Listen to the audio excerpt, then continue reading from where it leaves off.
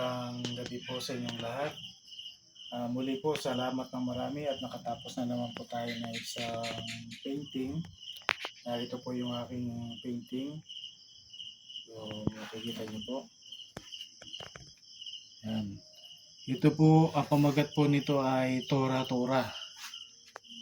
Ito po ay isang uri ng pamumuhay o paghahanap buhay sa pola.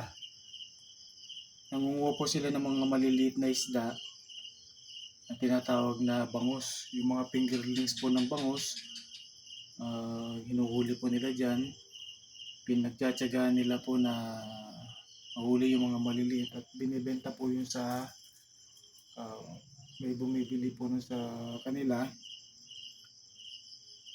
Ang maghapon po nilang ginagawa yan. Pabalik-balik po sila dito sa tubig. Kahit po mainit ang araw, sinasamantala po nila yung lalo na kapag medyo mahangin, medyo maalon, para makakuha po sila ng isdang maliliit. Ito po, na-inspired ako na ipinta sila, gawan sila ng painting. Panoorin niyo po kung paano ko po ginawa.